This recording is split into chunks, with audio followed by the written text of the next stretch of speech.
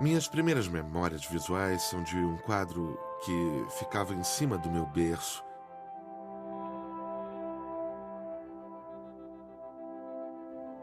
Eu olhava para ele todas as noites antes de dormir. Meu pai era um distribuidor de quadrinhos independentes. Ele sempre foi tipo um Zelig da contracultura, como eu gosto de chamá-lo. Ele pintou no estúdio do Warhol, foi colega de quarto do Lou Reed, conhecia o Robert Crumb e todos os grandes artistas da geração dele. Eu convivi com todos os tipos de visuais malucos durante a infância.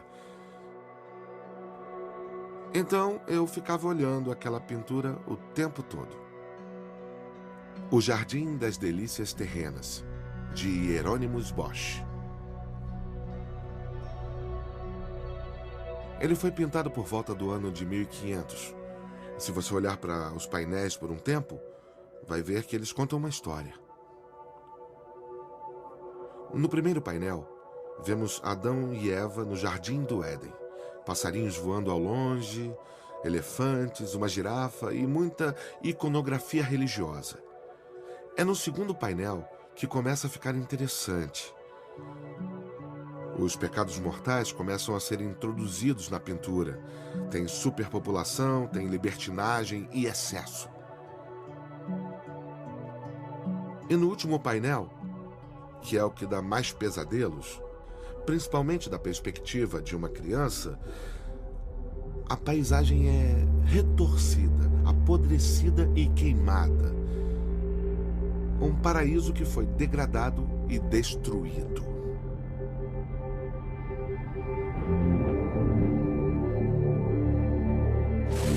O clima da Terra está sendo modificado por meio dos resíduos da nossa civilização. A queima de carvão, óleo e madeira está liberando dióxido de carbono na atmosfera. O efeito estufa foi detectado e está modificando nosso clima agora. Adivinha o que acontece com a temperatura? Ela sobe. As mudanças climáticas estão batendo na nossa porta. 2012 foi o ano mais quente do planeta. Em 2013. 2015, recorde de ano mais quente. O ano mais quente da história. Foi por causa dessas práticas que a raça humana foi expulsa do Jardim do Éden.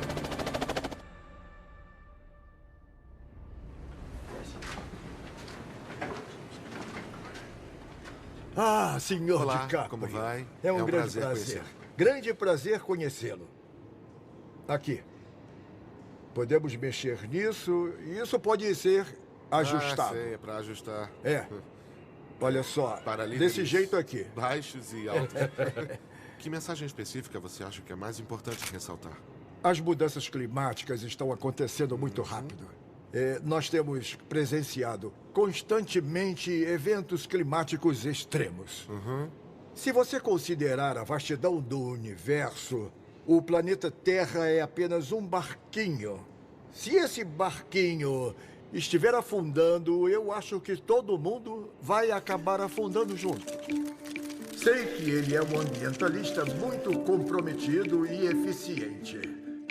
E é por isso que eu estou contando com a sua liderança e visão. Deem as boas-vindas ao novo mensageiro da paz nomeado pelas Nações Unidas, Sr. Leonardo DiCaprio.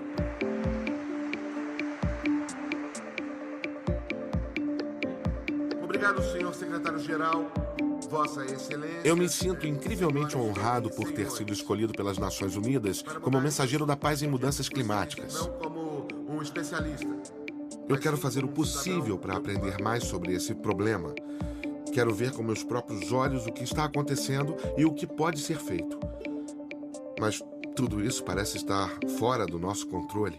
Como ator, eu ganho a vida representando. Eu represento personagens fictícios que resolvem problemas fictícios. Eu acredito que a raça humana enxerga as mudanças climáticas da mesma forma. Todos os dias somos inundados com notícias catastróficas sobre o meio ambiente. E o problema parece piorar cada vez mais. Tente conversar com qualquer um sobre mudanças climáticas. As pessoas mudam de assunto. Se a ONU realmente soubesse como eu me sinto e como eu estou pessimista em relação ao nosso futuro, sendo sincero, eles teriam escolhido outro cara. Hoje, centenas de milhares de pessoas tomaram as ruas de Nova York, exigindo soluções para as mudanças climáticas. O secretário-geral Ban Ki-moon disse que Léo é uma voz confiável no movimento ambientalista, o que é o mesmo de dizer que Jeffrey Dahmer, o canibal, era confiável na cozinha. Leonardo DiCaprio acreditou ingenuamente nesse embuste chamado aquecimento global. Ninguém melhor para educar líderes mundiais sobre mudanças climáticas que não existem e uma crise que não existe do que um ator de Hollywood sem treinamento científico?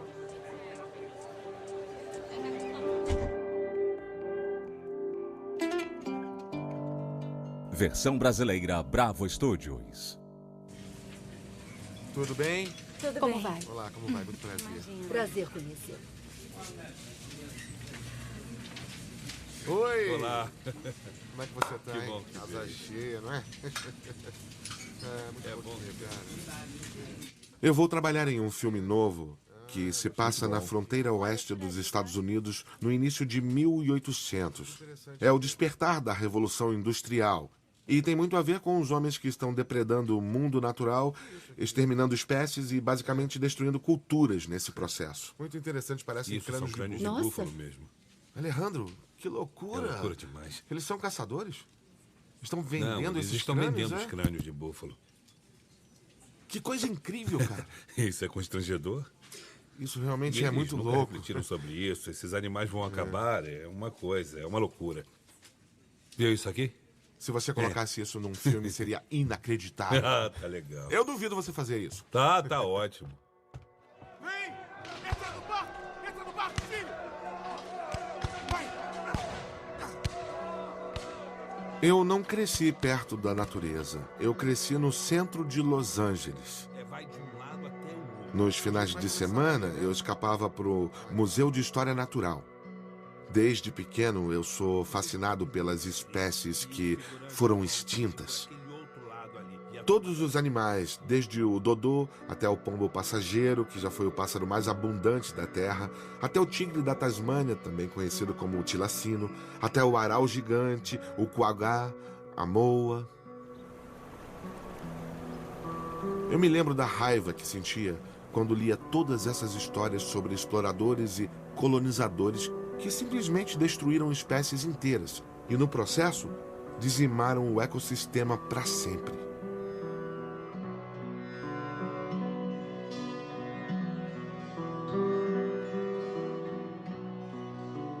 A diferença é que agora fazemos isso conscientemente e em uma escala muito maior.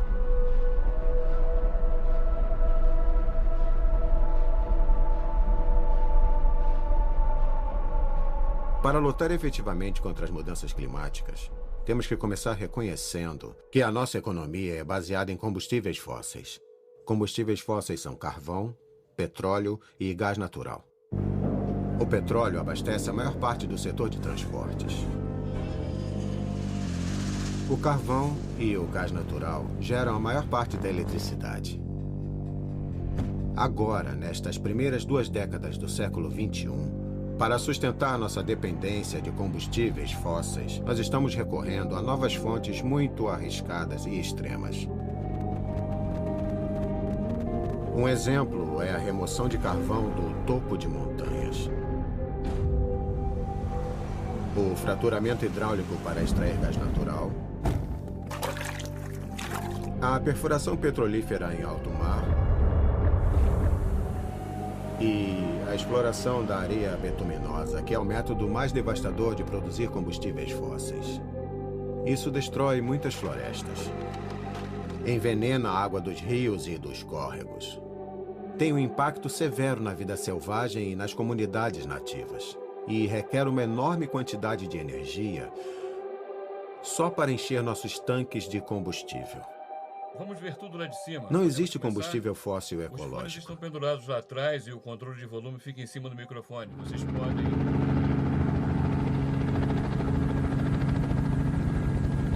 Quem derrubou isso tudo? Tem uma madeireira aqui na cidade. Normalmente, quando as pessoas precisam cortar as árvores para fazer qualquer tipo de construção, eles processam toda a madeira em uma usina. Aqui tinha uma floresta boreal. Tudo isso era uma floresta. Eles começaram bem pequenos, mais ou menos no final da década de 60. Sabe, era bem diferente de como é hoje. Hoje são produzidos 350 mil barris por dia de petróleo bruto sintético nessas instalações. E tem mais 2 instalações, Leonardo. Tem a Exxon, que construiu recentemente uma mina nova, e ali está a Shell. Então toda a parte preta é areia betuminosa? É, dá pra saber só de olhar que tem petróleo ali. Agora, nós estamos lavando a areia betuminosa para tirar o petróleo. Nós bombeamos vapor no solo e, conforme ele esquenta, o petróleo escorre e ele sai da areia. É isso. Isso parece Mordor. O quê? Mordor, do Senhor dos Anéis. É uma operação enorme. Isso daqui é impressionante. Isso é claro, é só a operação de mineração. Ainda vamos ver a operação de extração, de aprimoramento e in situ, que fica a mais ou menos 70 quilômetros de distância. Mas as fábricas estão conectadas por dutos, então são quilômetros... A verdade é que, quanto mais eu aprendo sobre esse assunto e sobre tudo que contribui para o problema, mais eu percebo que tem muita coisa que não sei. Tem muita coisa que eu não sei sobre esse problema. A primeira vez que eu ouvi falar de aquecimento global, como era chamado naquela época, eu tinha 20 e poucos anos. Eu tive a oportunidade de sentar e conversar com o então vice-presidente Al Gore na Casa Branca. Ele fez o desenho do nosso planeta em um quadro negro, desenhou a atmosfera em volta e disse: esse é o principal problema da atualidade. Eu não fazia ideia do que ele estava falando. Ele disse que todos os nossos meios de transporte, barcos, trens, aviões, carros, a forma como produzimos comida, como construímos nossas cidades, quase tudo que fazemos libera dióxido de carbono, CO2. E isso resulta em mudanças climáticas. As calotas polares vão derreter, o nível do mar vai subir, o clima vai ficar mais perigoso, vamos ter enchentes, secas e incêndios. Parece até um filme de ficção científica aterrorizante. Só que tudo que ele disse é real e está acontecendo agora.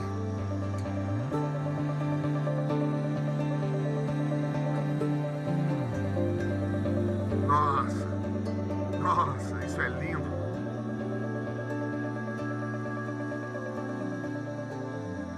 Eu só quero saber o quanto o problema avançou, o quanto danificamos e se tem algum jeito de parar isso.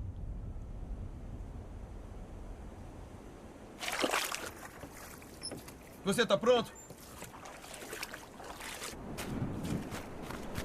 Hoje é dia 4 de julho e estamos no meio do Ártico. Nesse momento, estamos de pé no meio do oceano, praticamente andando sobre a água.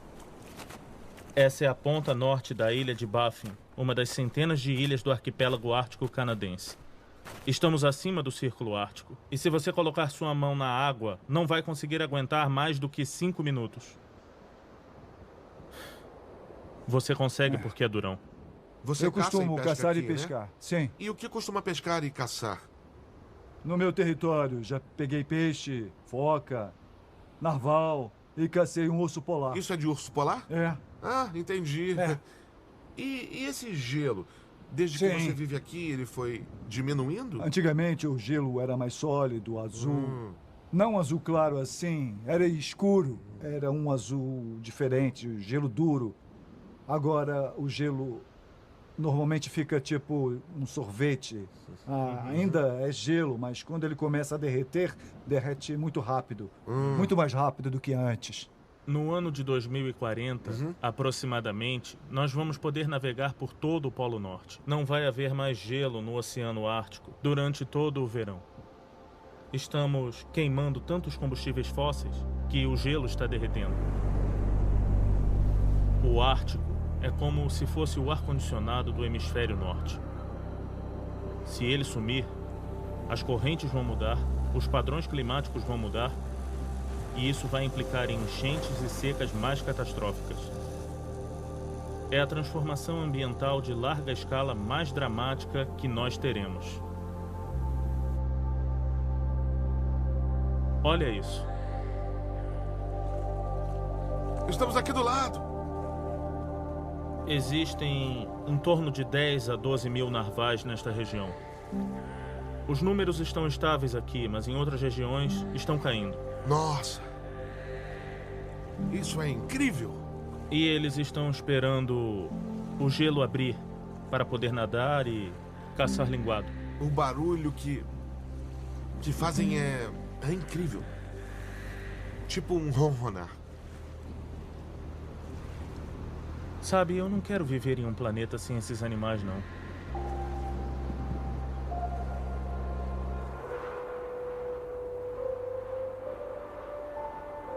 O presidente do Dia da Terra do ano 2000, Leonardo DiCaprio. Eu me lembro que quando eu tinha 25 anos, me convidaram para participar de um evento enorme em Washington pelo Dia da Terra. As temperaturas estão subindo, os recifes de coral estão morrendo e nós nunca vimos tantas espécies de plantas e animais sendo extintas em tempo tão curto desde a queda do meteoro há 65 milhões de anos. Eu até tive a chance de entrevistar o presidente dos Estados Unidos. Por que o senhor acha que esse problema é constantemente ignorado? Acho que é porque demora muito tempo para que as pessoas percebam as mudanças climáticas e porque elas parecem Naquela época, havia um esforço enorme para espalhar a notícia do aquecimento global. Uma diferença de 2 graus na temperatura atual pode não parecer uma emergência. Naquela época, todos estavam focados em ações individuais e pequenas. Eu acho que todos nós temos que nos conscientizar sobre o ambientalismo e... Era simples, era trocar as lâmpadas de casa e ajudar o meio ambiente. Parecia uma coisa positiva na época, sabe? Trocar uma lâmpada. Mas já está claro que passamos desse ponto agora. As coisas pioraram dramaticamente. Ainda encontramos coisas que não estão nos modelos climáticos usados para projetar o futuro. Isso quer dizer que as projeções para o futuro são muito conservadoras. Se as temperaturas continuarem as mesmas da última década, a Groenlândia vai desaparecer. Não pisa na fenda. Meu Deus! Chega muito perto da borda, hein? Olha como isso é violento. Essa correnteza é rápida demais. O gelo derretido está indo para o oceano. Se isso não for compensado pela neve, as camadas de gelo vão ficar mais finas e o nível do mar vai subir. Na verdade, essa é a nossa própria estação climática. Isso é uma estação climática? Eu estava imaginando um iglu enorme com um monte de cientistas fazendo experimentos. Parece equipamento de piscina quebrado. Isso se conecta em algum lugar? Bom, tudo isso aí derreteu. Essa mangueira aí descia 9 metros do gelo, mas tudo derreteu. Espera um pouco. Então isso que está aí ficava debaixo do gelo? Foi feito assim, isso aí. Então esse é o tanto de gelo que derreteu.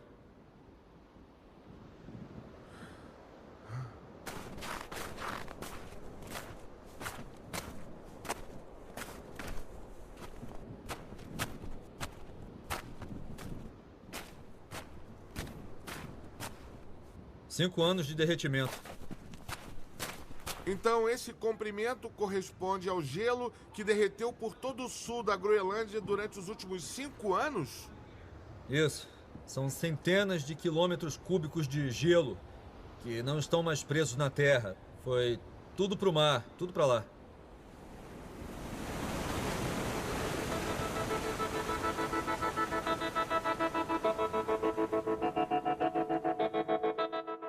Miami, Nova Orleans, Boston e Long Beach, na Califórnia, podem estar fadadas a sofrer com o aumento do nível do mar. O sul da Flórida pode ser destruído pelo aumento do nível do mar.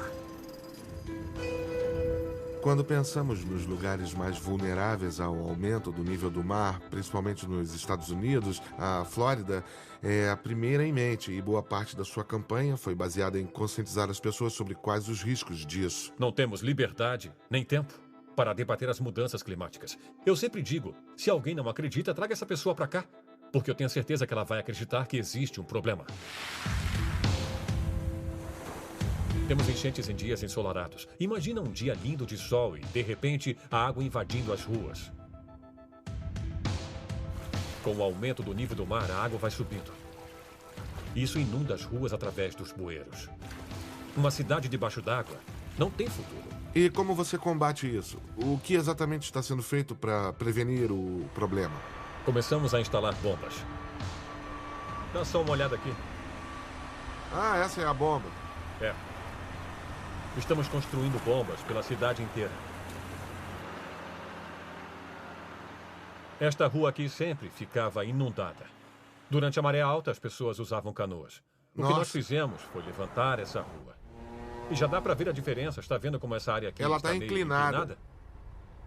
Então, o principal investimento foi feito nesse sistema aqui, não é? Vocês elevaram as ruas, usaram bombas elétricas. É um projeto de 400 milhões de dólares. Caramba! Na cidade toda. É claro, a prefeitura está pagando por isso. Eu tive que aumentar os impostos. Uma medida nada popular para um político fazer, como você pode imaginar. E essa construção vai fazer uma diferença enorme. Isso. Enorme. Vamos ganhar um tempo com ela, não é? Com certeza, em torno de 40, 50 anos. Só isso? Só. Ah. As pessoas sempre me perguntam, prefeito, e daqui a 50 anos, o que vai acontecer? Teremos que inventar novas soluções. Mas, infelizmente, nós temos um governador e um gabinete que não acredita que isso seja um grande problema. Funcionários da Flórida foram proibidos de usar o termo mudança climática desde 2011, quando o governador Rick Scott assumiu o cargo. Ninguém quer falar sobre mudanças climáticas, principalmente nosso senador da Flórida, Marco Rubio, que não acredita em mudanças climáticas e que não está interessado em ajudar o nosso estado. E eu esperava que ele fosse à luta e arrecadasse fundos federais nesses últimos 3 anos para ajudar a nossa cidade. Eu não acredito que a atividade humana esteja causando todas essas mudanças climáticas do jeito que os cientistas estão falando ultimamente. Por que acha que existe tanta oposição à ciência? Por causa da política. Eu acho que tem muito a ver com o lobby das indústrias. E eu sempre digo o seguinte, Léo. O oceano não é republicano, nem democrata. Ele só sabe subir. Os dados dos satélites mostram que não houve aumento significativo de temperatura nos últimos 17 anos. Era para estar fazendo 20 graus hoje. Está muito frio. Falando em aquecimento global, cadê? Precisamos de um pouco de aquecimento. Está frio. O consenso sobre as mudanças climáticas causadas pelos humanos é tão forte quanto em qualquer outro assunto na ciência, tal qual a força da gravidade. 97% dos cientistas concordam que o planeta está aquecendo e que nosso clima está mudando por causa da queima de combustíveis fósseis e de outras atividades humanas. Infelizmente, estamos lutando contra uma campanha de desinformação massiva feita para confundir o público. Na verdade, os dados dos satélites não mostram nenhum aumento significativo. Desde 1998, na verdade, a Terra está esfriando. Se você realmente acredita que o aquecimento global é o maior problema que já enfrentamos, você é o cara mais burro da face da Terra. Pode me contar um pouco sobre sua experiência, sobre os estudos que já fez? Eu era o clássico nerd da ciência e matemática no ensino médio. Fiz pós em física. E 15 anos atrás, meus coautores e eu começamos a estudar as mudanças climáticas em um passado mais distante. Nós publicamos uma curva que mostra uma tendência de esfriamento de longo prazo. E aí, de repente, um aquecimento abrupto sem nenhum precedente, até onde pudemos observar. E chamamos isso de taco de hóquei, porque tem o formato da lâmina de um taco de hóquei. E assim que nós publicamos aquele gráfico, eu posso dizer a você que minha vida mudou completamente, sabe? Mas por quê? O que foi exatamente que aconteceu com você? Eu fui difamado no editorial do Wall Street Journal, na Fox News, me chamaram de fraude. Cientistas alemães chamaram o gráfico de bobagem estatística. Ele foi chamado de charlatão estatístico. Eu fui atacado por membros do Congresso. Jogaram macarrão na parede e colocaram no gráfico do jeito que grudou. Eu recebi ameaças de morte tão preocupantes que chegou ao ponto do FBI entrar no meu escritório para investigar um envelope que enviaram para mim com um pó branco dentro. Chegaram ao ponto de ameaçar minha família. Esses caras sabem que não precisam ganhar o debate científico de forma legítima. Eles só precisam dividir o público. E todo esse medo e ódio é, na verdade, organizado e patrocinado por poucos. A indústria dos combustíveis fósseis, homens como os irmãos Koch, financiam uma corrente enorme para refutar as mudanças climáticas. A realidade é que muitos climatologistas estão duvidando da ciência. O aquecimento global é uma ilusão. Estamos passando por um esfriamento. É mais fácil acreditar no Deus benevolente, no menino Jesus, do que em uma teoria sobre o aquecimento global. Sites, noticiários e instituições encontram pessoas muito bem qualificadas que estão dispostas a se vender para a indústria de combustíveis fósseis. Dr. Fred Singer, presidente do Projeto de Políticas Científicas e Ambientais. Os balões atmosféricos pelo mundo não mostraram um aquecimento da atmosfera nos últimos 25 anos. Existem várias organizações com nomes pomposos, como Americanos pela Prosperidade ou Instituto Coração da Terra, que são grupos patrocinados pelos interesses corporativos. Americanos pela Prosperidade é apenas uma representante dos irmãos Koch. Essa é uma organização fundada por David e Charles Koch. E bom dia pra você, É bom Tim. estar Seja aqui, bem-vindo. O que vai sair desse investimento? Espero que as propostas mudem. As indústrias Koch é uma das maiores empresas de capital fechado da indústria de combustível fóssil do mundo. E eles estão fazendo tudo o que podem para proteger essa Você riqueza. abriria mão de toda a industrialização, de toda a produtividade que ganhamos e de todas as vidas que foram salvas nos últimos 100 anos para que a temperatura não subisse 0,5% ou 1 milipor cento? Eles fizeram lobby no Congresso. Não param de falar que 2014 foi o ano mais quente da história. Então, senhor presidente, pega isso. James Inhofe deve ser um dos maiores refutadores das mudanças climáticas do Congresso. O aquecimento global é a maior falácia já perpetrada pelo povo americano. Ele é o presidente do Comitê Ambiental do Senado. Algumas pessoas são tão arrogantes que se acham poderosas o suficiente para mudar o clima. O homem não pode mudar o clima. Eu não ficaria surpreso em saber que James Inhofe é um dos que mais recebe dinheiro advindo de combustíveis fósseis no Senado americano. A indústria de combustíveis fósseis comprou a nossa Casa de Representantes e o Comitê Ambiental do Senado. Não conseguimos aprovar uma lei ambiental no Congresso porque ele é controlado por refutadores das mudanças climáticas. Eles bloqueiam qualquer lei que tente lidar com esse problema. Eles conseguem desacreditar cientistas que dedicaram uma vida inteira ao problema? Isso é incompreensível para mim. É por isso que às vezes me dá Se eu vontade de fosse cheirar a cientista, cara. com certeza eu faria igual.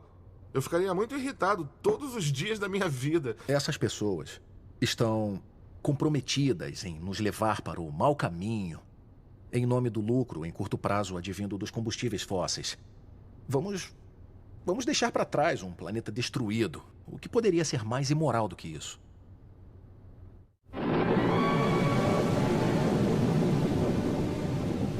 Agora mesmo, o homem pode estar mudando o clima mundial involuntariamente por meio dos resíduos de sua civilização. Devido à emissão de mais de 6 bilhões de toneladas de dióxido de carbono pelas fábricas e automóveis, nossa atmosfera parece estar esquentando.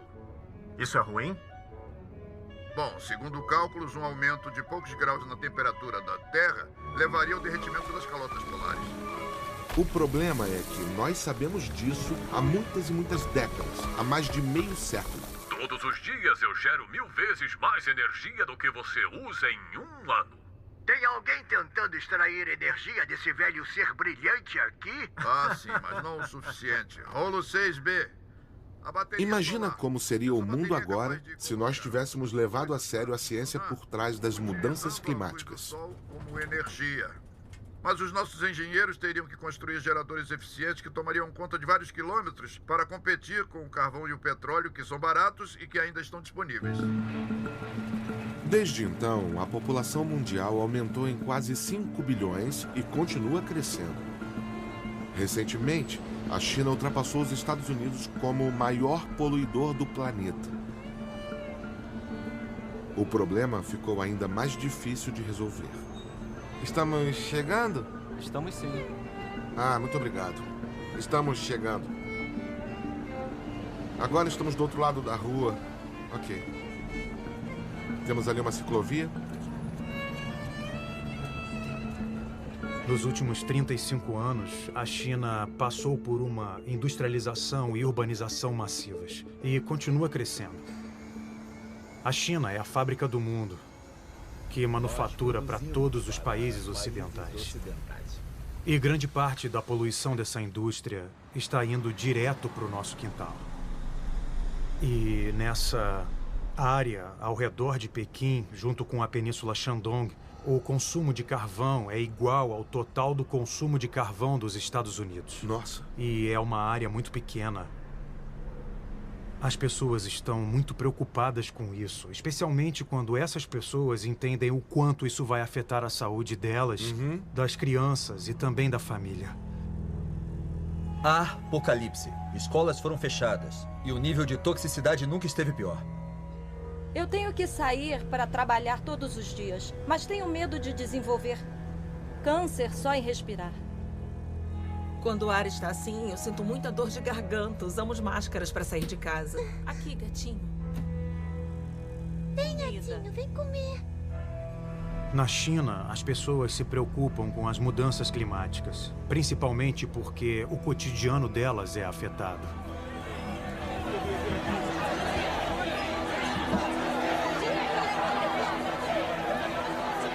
As pessoas realmente querem fazer parte da solução. As questões ambientais se tornaram o maior motivo para manifestações em massa. Nós queremos que eles assumam essa responsabilidade. Nós queremos que todas as fábricas sejam totalmente transparentes quanto às suas emissões. E queremos que o público possa analisá-las. Com isso em mente, eu criei alguns mapas para mostrar o estado da poluição nacional. Essas que estão aqui são todas as grandes fábricas da China. São aproximadamente 9.000. As que estão em vermelho não estão cumprindo as exigências e a cada hora elas precisam informar os dados de monitoramento. As pessoas podem acessar as informações pelo celular para pressionar as fábricas poluentes a tratarem dessas violações. É absolutamente brilhante. Você não deixa essas empresas operarem no escuro. E a mídia tem ajudado bastante. A mídia chinesa fala sobre mudanças climáticas regularmente? Constantemente. Uma população informada participa nas decisões. E o apoio popular ajudou a motivar a China a buscar um crescimento mais sustentável. E o governo desenvolveu seu planejamento de energia renovável. Existe uma grande pressão pelo uso de energia solar e eólica aqui. Esse é o próximo passo? A China possui uma das maiores empresas de energia eólica e solar do mundo. Mesmo que a China tenha alguns dos maiores desafios do mundo, como uma população enorme, Continua. Traz o túnel pra a China cá. vai priorizar a energia solar e eólica no lugar do carvão. Se a China pode, o resto do mundo também pode.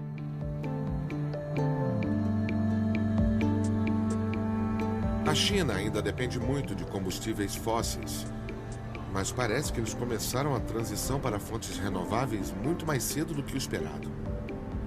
A questão é, será que os países menos desenvolvidos com populações que crescem rapidamente farão a mesma transição?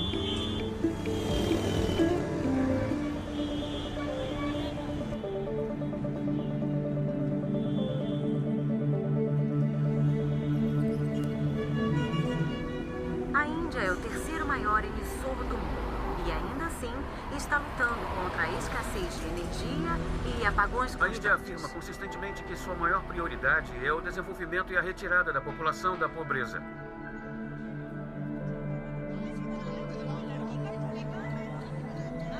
Nós nos importamos com as mudanças climáticas. Só que no nosso país, o acesso à energia é um desafio tão grande quanto a preocupação com as mudanças climáticas. Nós precisamos garantir que todos os indianos tenham acesso à energia. Pelo que eu entendi, existem 300 milhões de habitantes sem energia e sem luz aqui na Índia. Isso equivale a toda a população dos Estados Unidos. नमस्ते कैसी हैं आप मैं आपको परेशान कर रही हूँ मगर इनने पहले ये देखा नहीं है जी सुनीता बहन ये क्या करती है ये Atualmente, nas aldeias da Índia, alguns habitantes pegam esterco e amassam para fazer o que chamamos de bolos de esterco ou indiúplas e colocam fogo. É a única maneira que eles têm de cozinhar. Agora eles vão cozinhar aqui. Vocês vão cozinhar? Aproximadamente 30% das moradias da Índia ainda não recebem eletricidade. Se quisermos fornecer eletricidade para todos, temos que garantir que nossa eletricidade seja acessível. A Índia tem uma reserva enorme de carvão. Deve ser a terceira ou quarta maior reserva de carvão do mundo. O carvão é barato. Quer a gente goste disso ou não, o carvão é barato. Tente pensar por esse ponto de vista. Se você criou um problema no passado, nós vamos criar no futuro. A biomassa é usada para cozinhar em 700 milhões de residências. Imagine 700 milhões de residências. Se essas pessoas começam a usar carvão, vai haver o aumento do uso desse combustível fóssil. Então, o mundo inteiro já era. Sempre vem alguém com esse lindo argumento. Ah, os pobres deveriam usar energia solar ou porque estão cometendo os mesmos erros que nós. Eu escuto isso o tempo todo de engenheiros americanos. E eu penso, nossa, você consegue entender?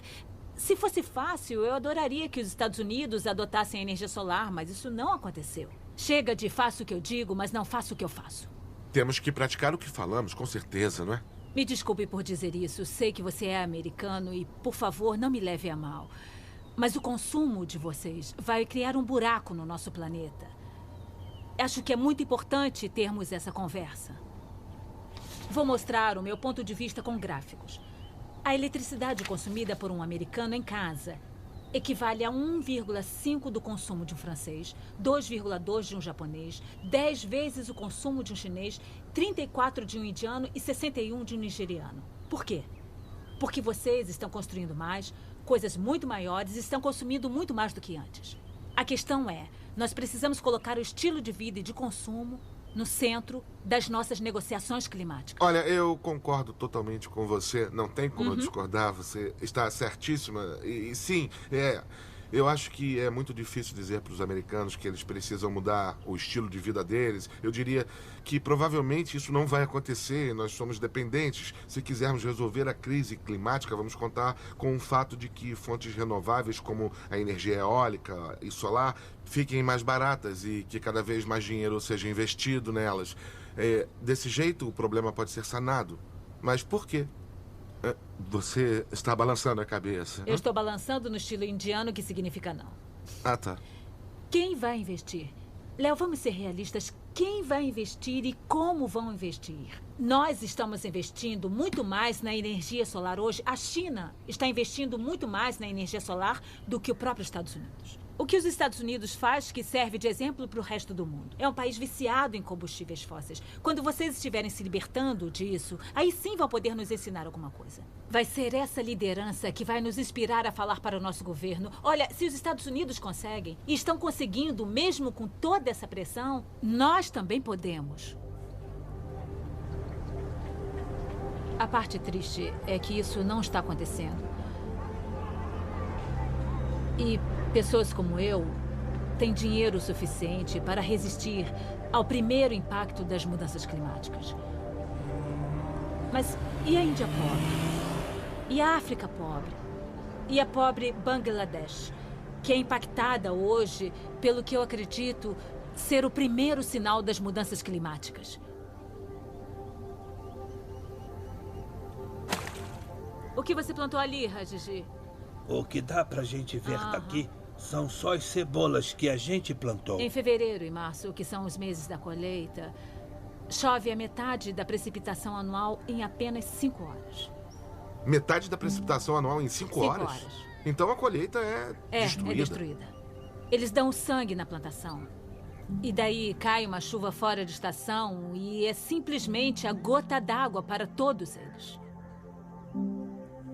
Precisamos que os outros países acreditem que as mudanças climáticas são reais e urgentes. Não é um produto da nossa imaginação.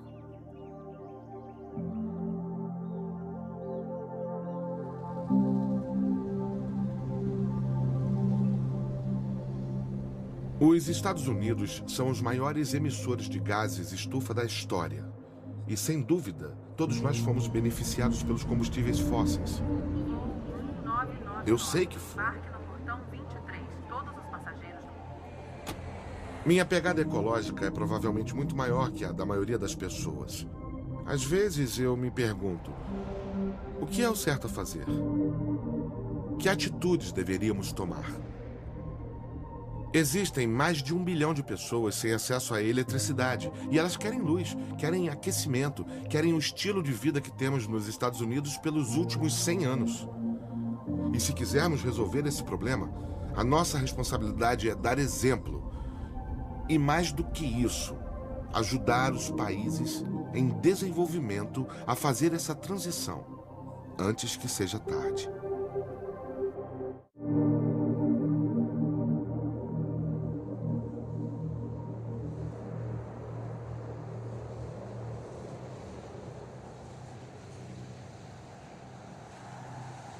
Estamos vendo alguns eventos que não víamos no passado. O problema não é quando a ilha toda estiver debaixo d'água. A crise começa muito antes disso. E já está acontecendo. Agora nós estamos enfrentando enchentes severas. Está chegando aos poços de água fresca, que é onde a população busca água potável. Você perguntou para as pessoas da comunidade científica se eles poderiam te dar algum tipo de prazo? De acordo com os cenários e projeções realizados pela ciência, nossas ilhas vão ficar submersas. Então a questão é, o que podemos fazer? Nesse momento, internamente, estamos realocando nossas comunidades para certas partes da ilha, onde a água ainda não chegou. Mas nossa estratégia a longo prazo está sendo discutida na ONU porque nós já aceitamos a realidade de que não vamos poder acomodar nossa população totalmente. Nós adotamos a política de imigração com dignidade. Compramos um pedaço de terra em Fiji para que nossa população possa migrar, se escolher, migrar agora. Isso é uma questão de escolha para eles.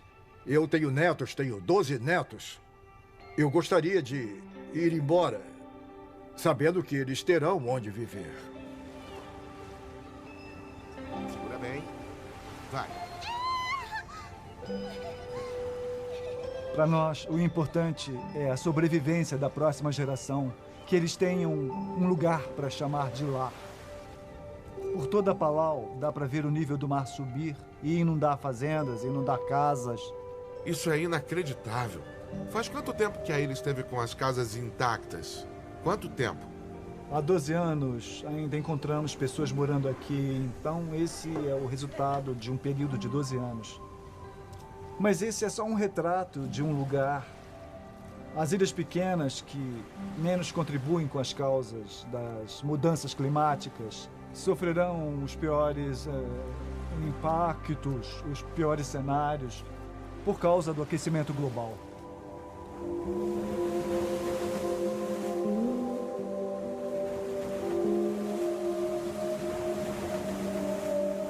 O que nós fizemos com o restante do mundo é um crime. Não é só o aumento do nível do mar. Esses ecossistemas costeiros, que costumavam ser dominados por peixes incrivelmente abundantes, foram totalmente destruídos por nós. Isso reverteu 500 milhões de anos de evolução. 1 bilhão de pessoas dependem da pescaria em recifes de coral para suprir toda a sua necessidade de proteína. 1 bilhão de pessoas.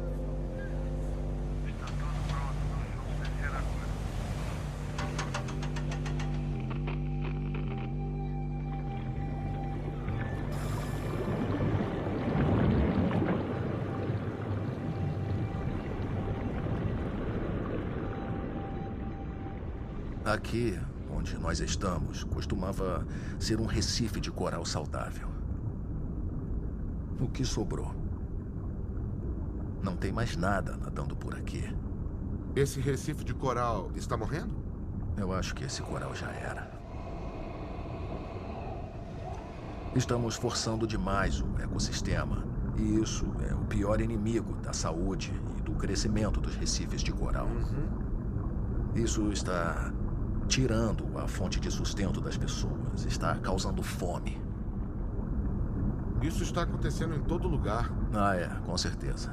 Eu acho que os corais que nós conhecemos vão praticamente desaparecer. Os oceanos são como grandes esponjas porque eles absorvem dióxido de carbono. Eles absorvem 1/3 de todo o dióxido de carbono que nós jogamos na atmosfera. Por causa disso, eles são uma força estabilizadora do clima. O problema é que o oceano não consegue fazer isso rápido o suficiente com essas taxas absurdas de emissão de carbono. Olha, a vida não vai desaparecer no oceano. Sempre vai haver vida no oceano. mas não necessariamente o tipo de vida que queremos. Podemos regredir 3 bilhões de anos e ter só um monte de limo.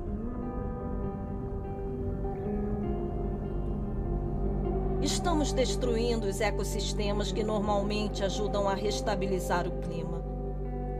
Assim como o oceano, as florestas tropicais também absorvem carbono da atmosfera. Durante décadas e décadas, as florestas respiram carbono que é absorvido pelos troncos, pelas folhas e pela matéria orgânica. Então essas emissões de carbono estão sendo guardadas para nós, até começarmos o incêndio e liberarmos o carbono.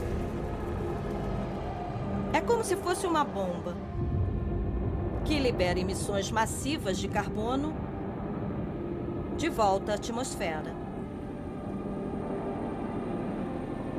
Caramba, essa névoa é intensa, não é? É, a visibilidade não está muito boa.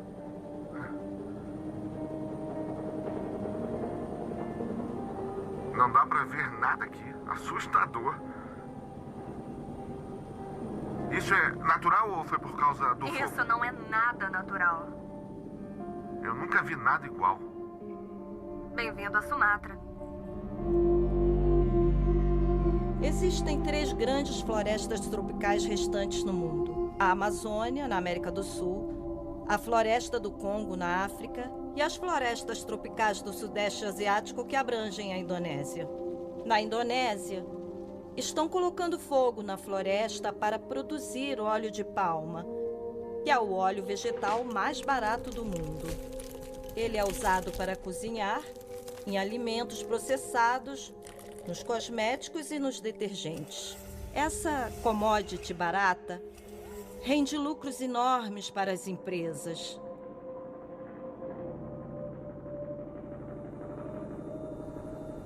Tá vendo essas fileiras lá embaixo? Eles tiraram a floresta e plantaram as palmeiras. Vai até onde a vista alcança. São fileiras de palmeiras.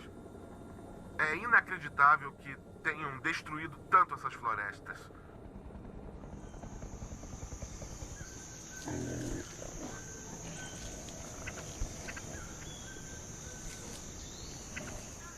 Estamos no último lugar da Terra onde elefantes, rinocerontes, orangotangos e tigres coexistem na natureza.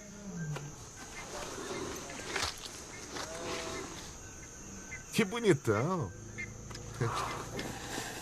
A expansão da indústria de óleo de palma na Indonésia destruiu cerca de 80% das nossas florestas. A Indonésia é um dos países mais corruptos do mundo. As empresas subornam as autoridades do governo, que autorizam as queimadas. Os incêndios nas florestas liberam uma quantidade gigantesca de carbono. No ano passado, somente os incêndios nas florestas da Indonésia emitiram mais carbono por dia do que toda a economia dos Estados Unidos.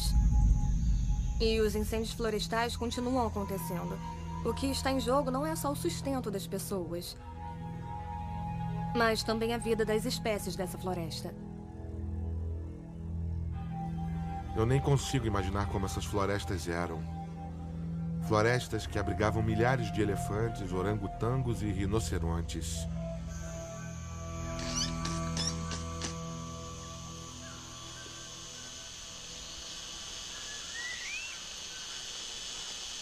Esses animais são subprodutos da destruição da floresta por causa da indústria de óleo de palma. Eles são os refugiados de florestas que não existem mais. Olha só que aperto forte. É forte. Eu vou pegar uma fruta pra você, tá? Não fica com medo, não. Vai querer a cenoura ou vai querer a fruta? Ah, com certeza a fruta. Ah, é isso que você quer, não é? Quer a cenoura agora? Ah, não quer não, né? Meu Deus, eles são incríveis. São mesmo.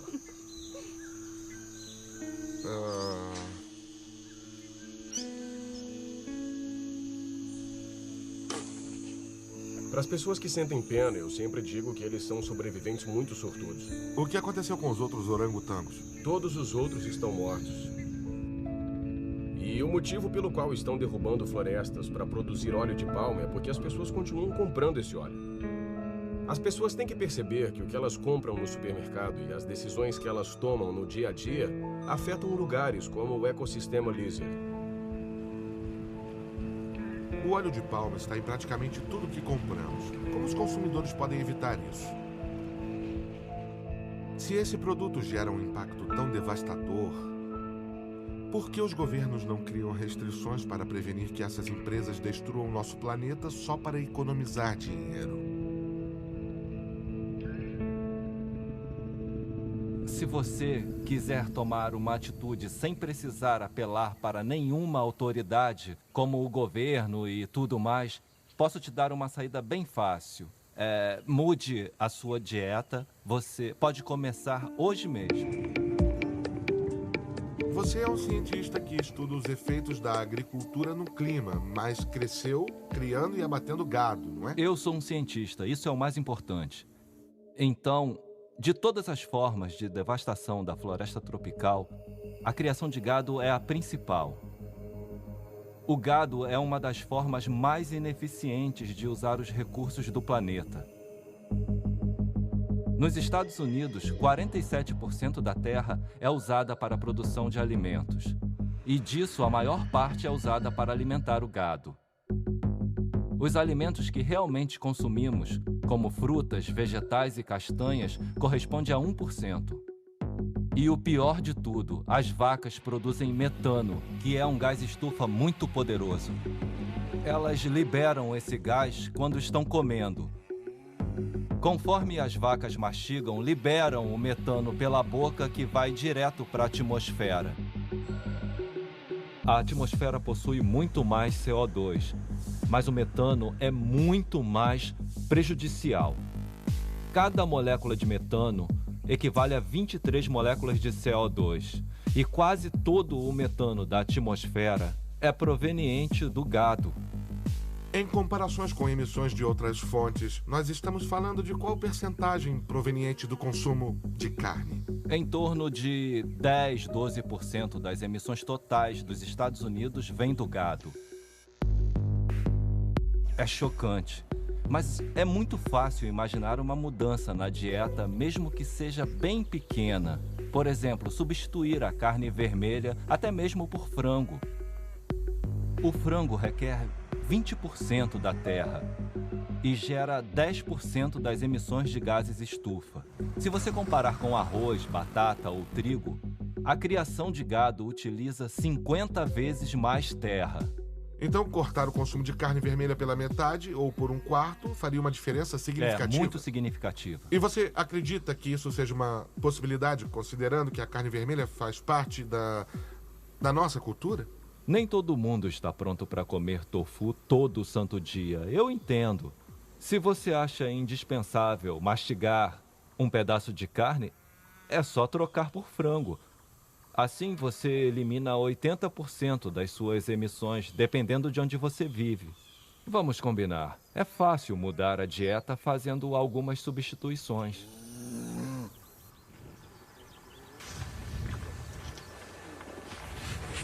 Chega mais pra frente. Isso. Aí. Vamos rodar. Vem pra trás, devagar.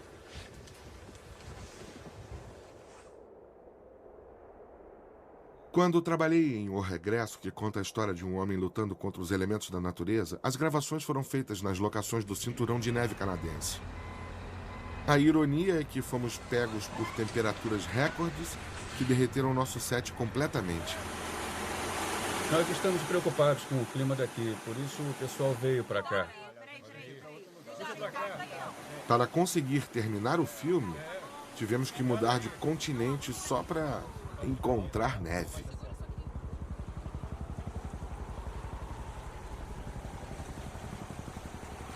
Vamos para lá. Os figurantes já estão prontos, só falta terminar o cenário. 200 pessoas tiveram que ser realocadas no meio do verão para o inverno no sul do Ushuaia.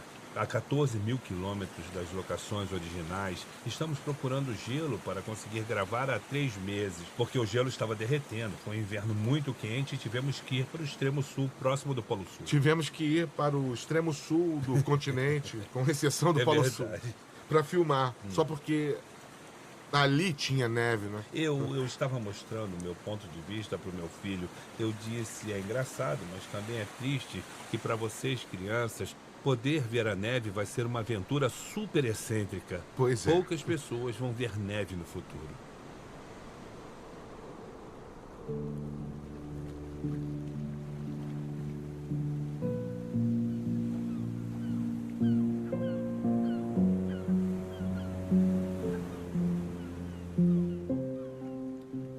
Eu me sinto dentro de um filme esquisito e surreal. Sinceramente, eu olho em volta e penso que quando eu tiver filhos, tudo que nós desvalorizamos no nosso planeta hoje, como a biodiversidade e a beleza, tudo isso vai ser diferente no futuro.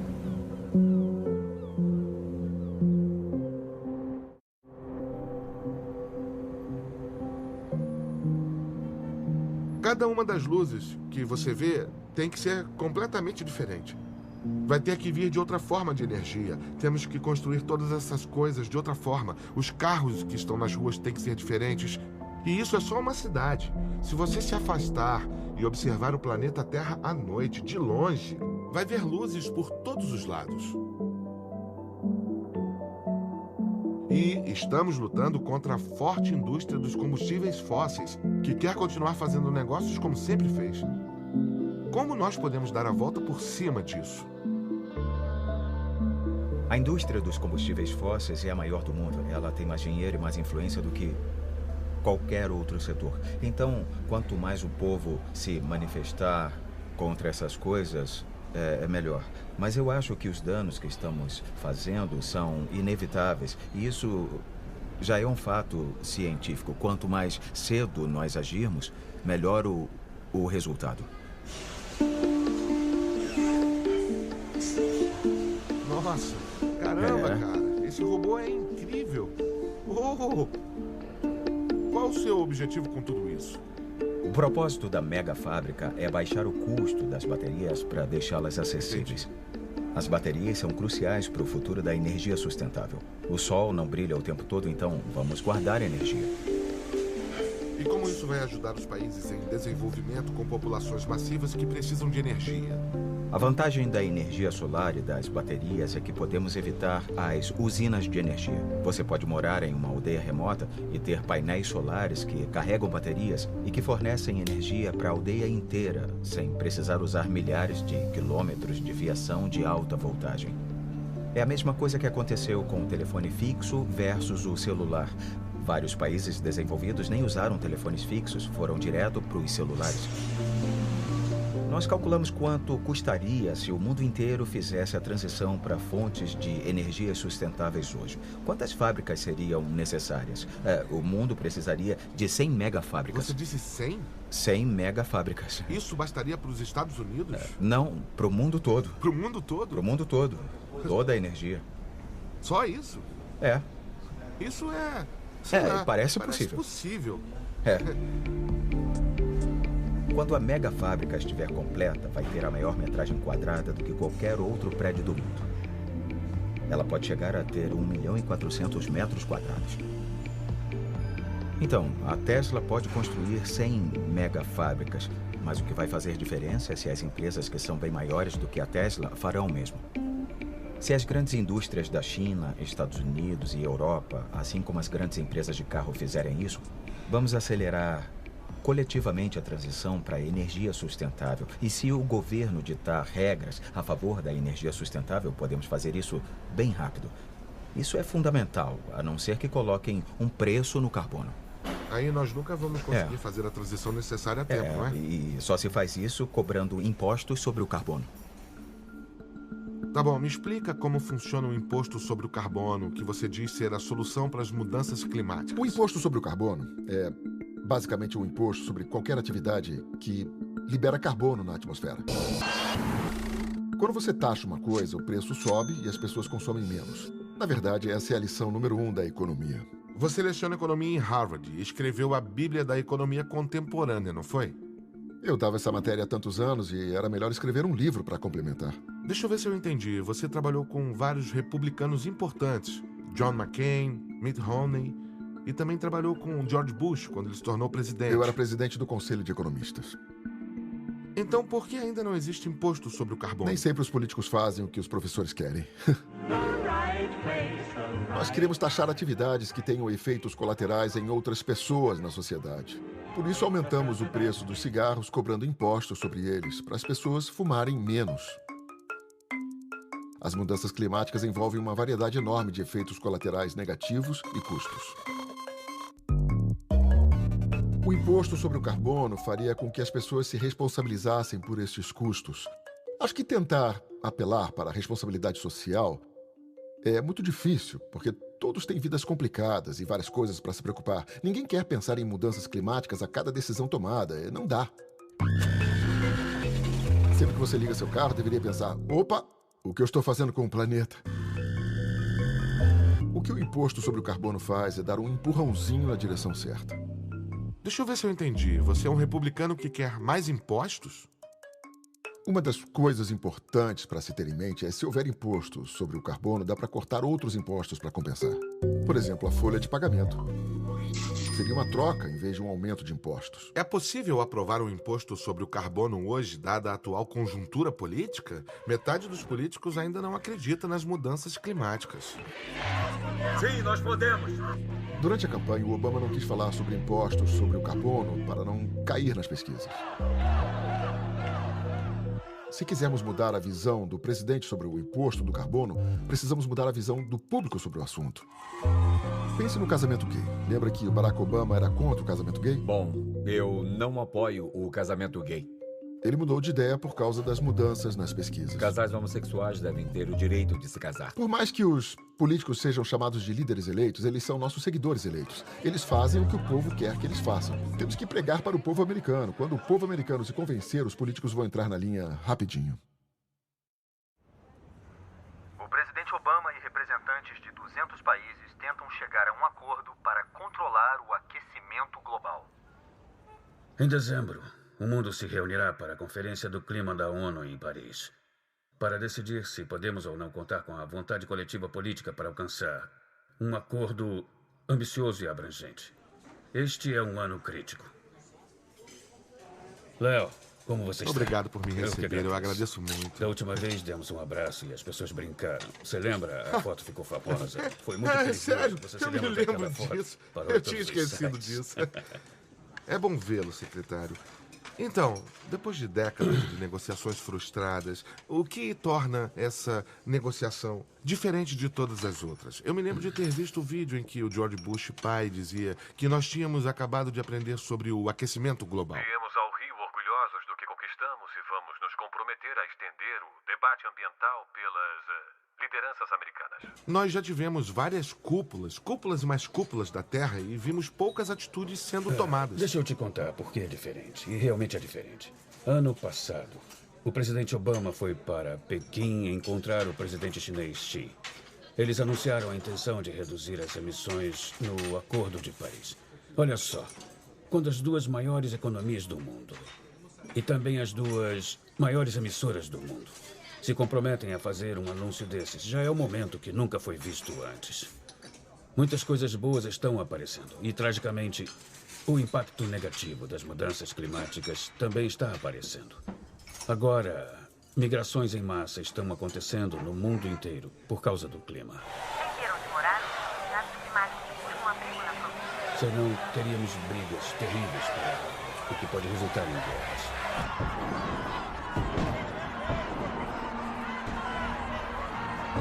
Qualquer filosofia extremista pode atrair pessoas sem teto e sem qualidade de vida. E é aí que a população fica vulnerável.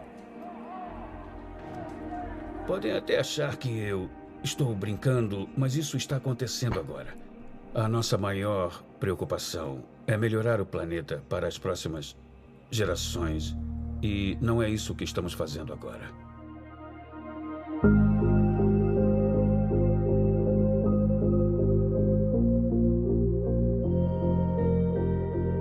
Hoje eu passo a maior parte do meu tempo tentando entender como podemos garantir um futuro próspero para a humanidade se já chegamos quase ao limite do que o planeta pode suportar.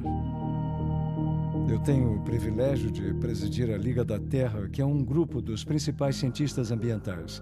Nós tentamos reunir conhecimentos para conceber o nosso futuro na Terra. Nesse século, a temperatura mundial pode aumentar em média 4 graus e nunca vivemos em um planeta tão quente nos últimos 4 milhões de anos. Então, não é uma situação que conheçamos bem. Então, me dá um retrato de como seria a Terra caso ninguém tome uma atitude. Bom, para começar, nos últimos 12 mil anos, as temperaturas ficaram milagrosamente estáveis. Na verdade, a temperatura média variou mais ou menos 1 grau durante todo esse período. O planeta perfeito com a atmosfera perfeita. Exatamente. E depois a temperatura começou a subir. Onde ela está agora? Hoje temos um aumento de quase 1 grau Celsius. Já estamos em 0,85 graus e os impactos estão chegando mais rápido do que o previsto. Essa tempestade é tão grande e tão vasta que 60 milhões de americanos vão sentir o seu poder. Estamos em uma seca histórica. Os recifes de coral do mundo estão morrendo antes de alcançarmos 2 graus de aumento. E a previsão é de 1,5 graus até 2. Até agora, exatamente. Então, isso provavelmente vai acontecer, sim. Com 3 ou 4 graus a mais, ondas de calor vão impossibilitar a vida em certas partes do planeta. A agricultura vai acabar no Equador. Nós não poderíamos mais alimentar a humanidade de forma, digamos, responsável. O que deixa os cientistas nervosos é que pode acontecer da Terra assumir o controle e começar a reforçar o aquecimento. É o que chamamos de pontos de ruptura. Isso fica mais evidente na Groenlândia. A superfície da Groenlândia está derretendo pela primeira vez a ponto de deixar de ser branca e ficar escura. E em vez de refrescar, ela está gerando calor. Porque o gelo não está mais refletindo o calor. Só porque mudou de cor. É só porque o gelo mudou de cor. E de repente a Terra começa a responder.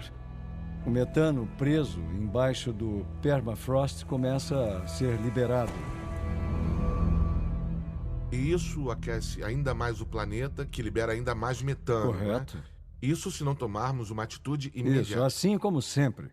São negócios. Quanto à cúpula do clima de Paris, realizada em dezembro, se os líderes mundiais se conscientizarem, uma porta se abrirá, ainda que seja uma pequena fresta para voltarmos a ser um planeta estável. Na última cúpula do clima, não sabíamos se seria possível encontrar soluções de energia limpa em larga escala, mas pudemos afirmar isso em Paris. Agora temos provas reais. Se você acordar em um sábado de manhã na Alemanha, vai ver que 30% da eletricidade vem do sol ou do vento, e não de algumas companhias de energia. Mais de 2 milhões de cidadãos fazem parte dessa rede.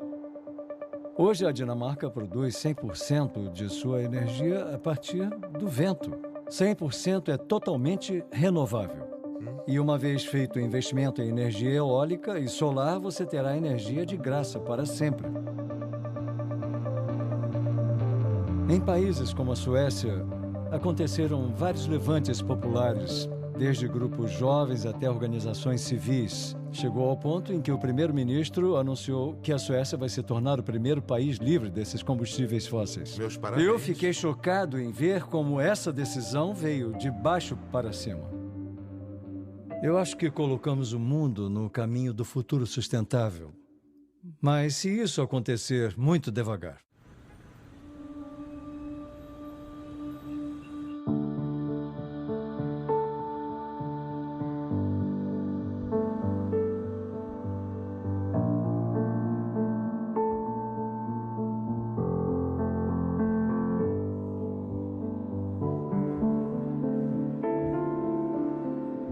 Senhoras e senhores, vocês estão aqui hoje para escrever o roteiro de um novo futuro. O destino do nosso planeta está em suas mãos. É uma honra estar aqui. Eu venho de uma pequena ilha, mas eu tenho grandes sonhos. Eu sou de Majuro, capital das Ilhas Marshall. Quando eu tinha 6 ou 7 anos, o meu avô disse que o gelo no Polo Norte e no Polo Sul vai derreter. E que quando derreter, a água vai subir e vai inundar nossas ilhas. Esse acordo é para todos aqueles cuja identidade, cultura, ancestrais e mundo estão ligados às suas terras. Este acordo vai preparar o mundo para as mudanças climáticas que já estão acontecendo. E também para as que estão cada vez mais perto de nós. Quase um quarto de século de conferências climáticas mundiais se resume a esse momento essencial em Paris. 195 países disseram que vão fazer de tudo para mudar. Acredito que tenhamos chegado a uma conclusão e, por isso, declaro que o Acordo Climático de Paris está firmado.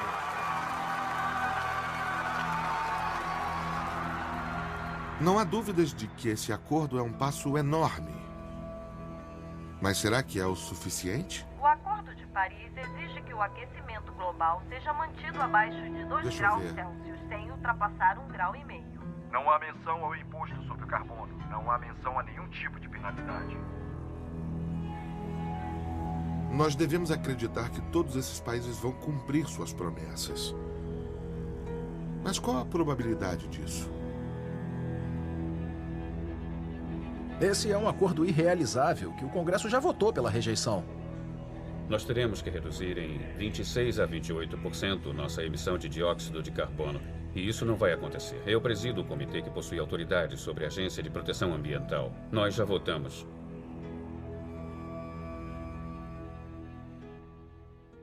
Bom dia. É bom te ver. Eu agradeço muito. Tudo bem? Tudo ótimo. Ótimo. Vamos.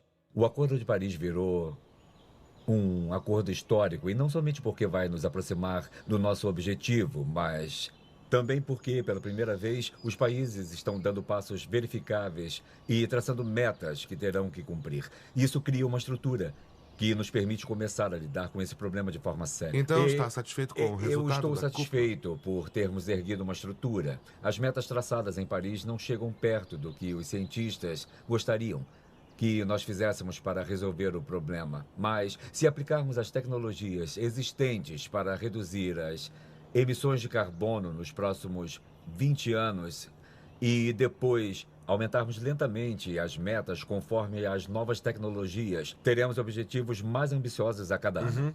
Não vamos conseguir reverter o aquecimento global totalmente, é inevitável. Mas vamos poder pará-lo antes que se torne catastrófico. Não é segredo que o senhor enfrenta uma grande oposição para tentar implementar algumas iniciativas ambientais e... Tem o pessoal do outro lado. Então, e se alguém que não acredita na ciência das mudanças climáticas se sentar na sua cadeira, essa pessoa poderá desfazer tudo que o senhor lutou para realizar? Mesmo se alguém chegar fazendo campanha e negando as mudanças climáticas, a realidade vai dar um tapa na cara dele, se ele não ficar de olho. Eu acho que o público está começando a entender a ciência, porque ela é incontestável. Eu admiro o seu otimismo. Mas estamos vendo os dados do que está acontecendo na Antártida e ouvindo os cientistas dizerem que há gelo suficiente para elevar o nível do mar entre 4 e 6 metros. E isso seria catastrófico para o futuro. E o senhor é líder do mundo livre, o senhor tem acesso a informações que a maioria das pessoas não tem. O que deixa o senhor com medo desse futuro? Sim. É que boa parte da população mundial viva perto do mar. Se eles começarem a migrar, os recursos vão começar a ficar escassos e serão objeto de disputa entre as populações. Por esse motivo, o Pentágono afirmou que esse é um problema de segurança nacional. Não é só um problema ambiental, é um problema de segurança nacional. E, além disso, eu realmente ficaria muito triste se meus filhos nunca pudessem ver uma geleira, como eu vi quando fui para o Alasca. Esse é o meu lado romântico. Eu penso nisso quando passeio com minhas filhas. Eu quero que elas e os meus netos possam ver as mesmas coisas que eu vi quando eu era criança. Mesmo que você não veja pelo lado sentimental e só pelo lado racional, vai ter que se preocupar com as implicações na segurança nacional e com a capacidade do mundo atual de sobreviver à tensão que os cientistas estão prevendo, caso nada seja feito. É por isso que temos que agir rápido e agora. Se nós continuarmos insistindo, estimulando e, o mais importante, educando o público, e eu não vejo motivo para não conseguirmos resolver esse problema. Claro. Obrigado pelo seu tempo, presidente. De nada. Obrigado pelo que está fazendo. Muito obrigado. Obrigado. Acabou? Acabamos, sim, senhor. Obrigado.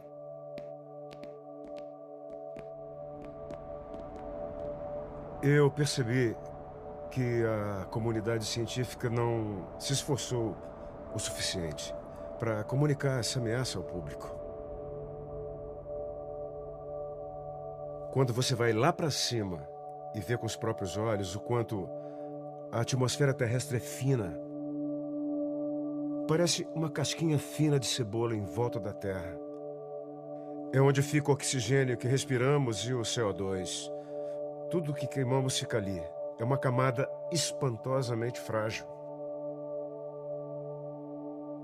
Sabia como o sistema da Terra funcionava, porque estudei isso nos últimos 20 anos.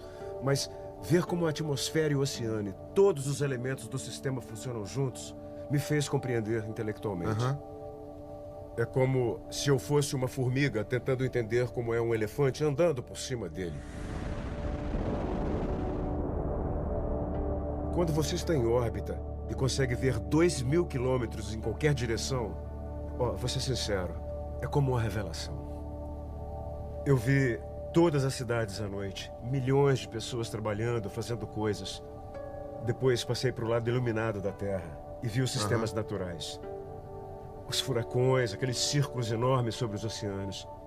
Eu vi o rio Amazonas passar embaixo dos meus pés por uns 5 minutos. Eu vi um grande tapete verde gigante. Foi lindo, ele se estendia até ao mar. E aí eu vi o sol nascendo no rio Amazonas e toda a floresta acordando, fazendo o que ela faz todos os dias, sabe? Inspirando, respirando. Então, no final disso tudo, eu passei a gostar muito mais do nosso planeta, entende? Eu nunca tinha pensado nisso quando estava na superfície. Passei a gostar mais das pessoas também.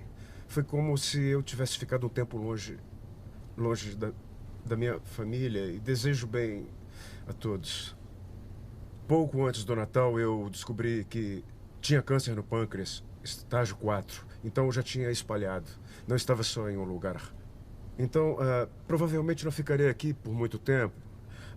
As chances de sobrevivência são muito pequenas.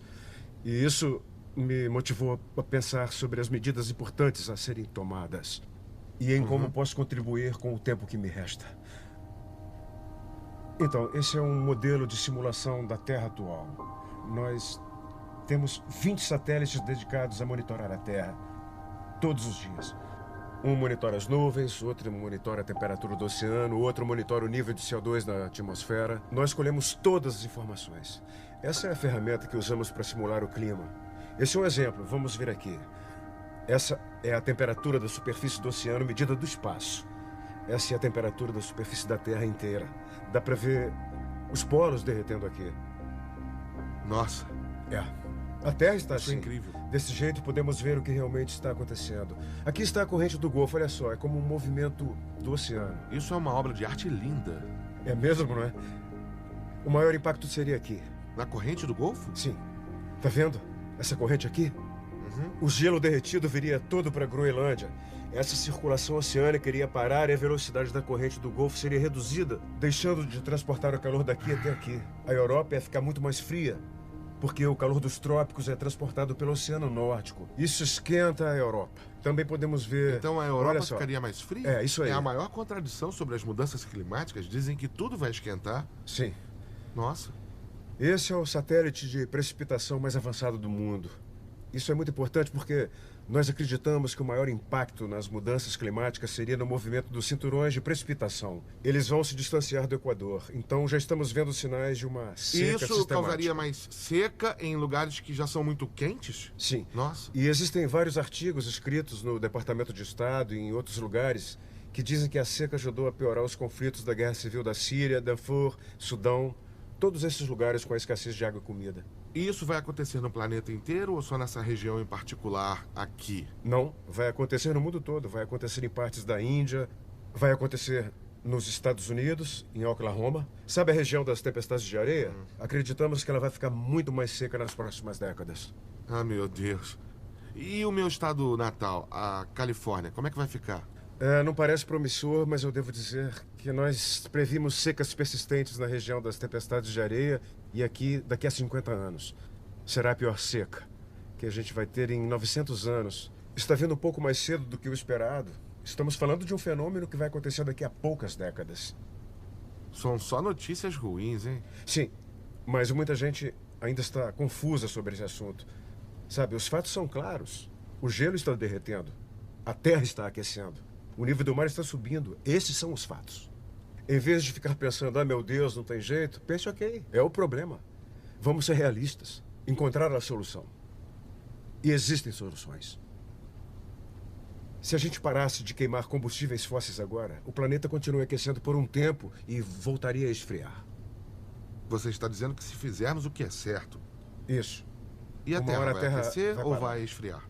E vai começar a esfriar de novo, sabe? A camada de gelo do Ártico voltaria a crescer de novo? Quando o esfriamento começasse, sim. Então está dizendo que existe a real possibilidade de repararmos a nossa trajetória? Com certeza. Interessante. Sim. Há esperança. Você parece ter uma atitude muito positiva sobre tudo. É incrível. Eu tenho. Na verdade, eu sou o tipo de pessoa otimista mesmo. Eu tenho fé nas pessoas. Eu realmente tenho fé nas pessoas. E acho que assim que as pessoas saírem da escuridão, da confusão, dessa incerteza inicial sobre o assunto, e se elas forem realistas quanto ao problema e procurarem a melhor forma de lidar com ele, tudo vai se resolver.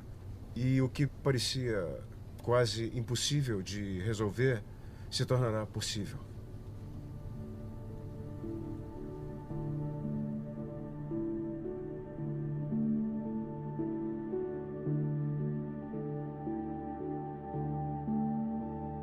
Ainda penso muito naquele quadro que ficava em cima do meu berço.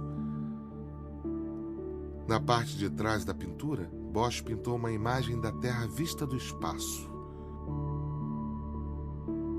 É quase como se ele quisesse mostrar a fragilidade do nosso planeta ao retratar a Terra e sua atmosfera dentro de um vidro.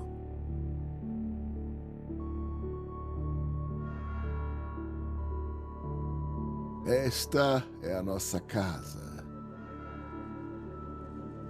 Ela será destruída e todos serão prejudicados. O Papa Francisco publicou oficialmente a encíclica sobre o meio ambiente. O documento clama ações imediatas para frear o aquecimento global e para levar justiça aos pobres. Nada neste mundo nos é indiferente. Nossa casa comum está entrando em ruínas. A esperança nos faz reconhecer que sempre há uma solução, que nós sempre podemos tomar outro caminho e que sempre podemos fazer alguma coisa para resolver nossos problemas. Ainda assim, já podemos ver os sinais de que chegamos ao limite. Ok. Esta é uma mensagem direta do Papa. É importante.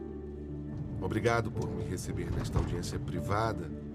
Obrigado por me receber nesta... Um dos líderes espirituais mais importantes do planeta. DiCaprio.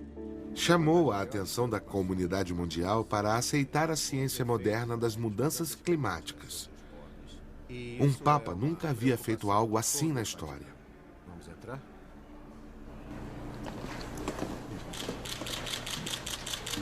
Sua Santidade, muito obrigado por me conceder esta audiência privada. Poder me sentar e passar um tempo com o Papa foi uma experiência muito profunda.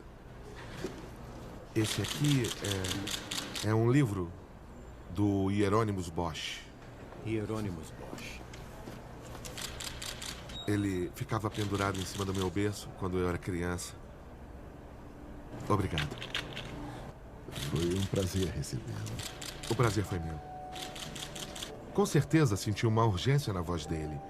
Ele falou um pouco sobre a Conferência de Paris e disse que sentiu que demos um passo na direção certa, mas que não foi o suficiente.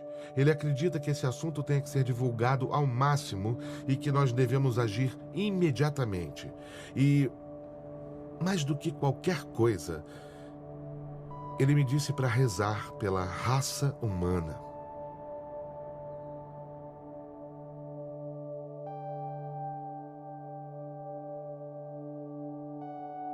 Depois de tudo que eu vi, ficou óbvio que não estamos mais vivendo na primeira versão intocada do Éden. Já estamos no segundo painel que Bosch chamou de raça humana antes da enchente.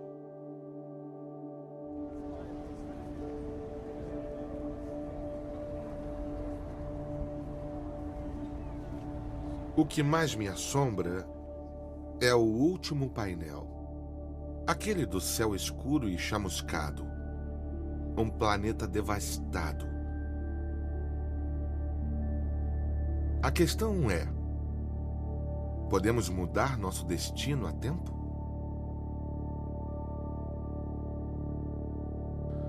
Se isso fosse um filme e pudéssemos escrever o final do script, poderíamos arrumar um jeito de resolver essa bagunça. Mas a vida real não é um filme. E não sabemos como isso vai terminar. A única coisa que podemos fazer é controlar nossas ações, nosso estilo de vida, o que consumimos, como nos envolvemos com as coisas e como usamos nossos votos para garantir que nossos líderes saibam que nós sabemos a verdade sobre as mudanças climáticas.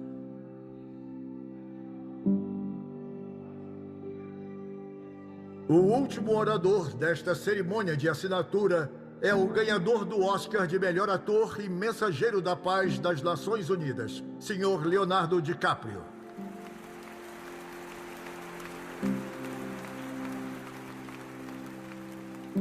Obrigado, senhor secretário-geral, pela honra de falar neste comitê, e obrigado aos grandes líderes climáticos reunidos aqui hoje, prontos para tomar uma atitude.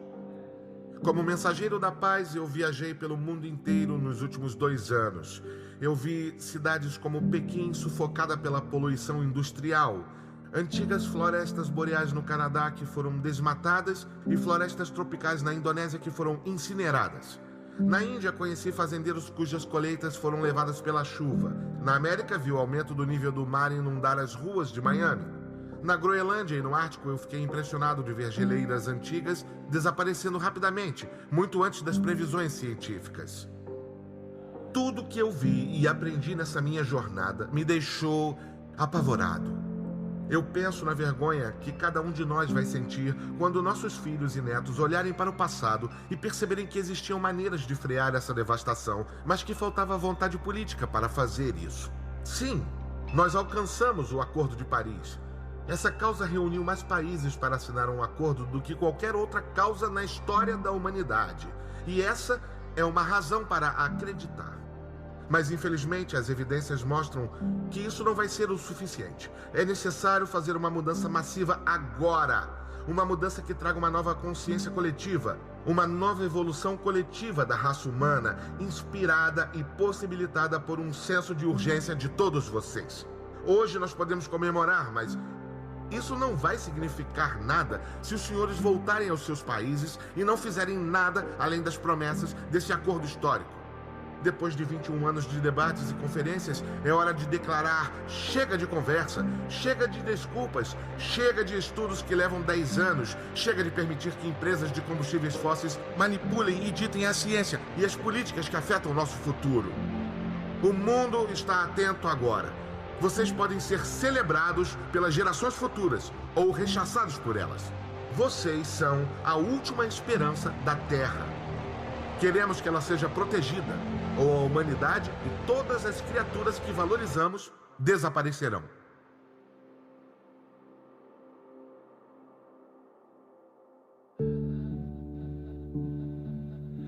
We wait, we pray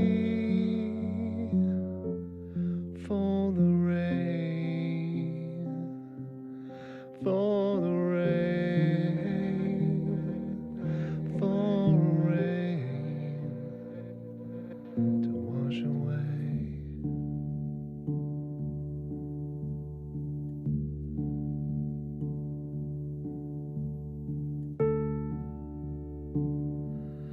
We try, deny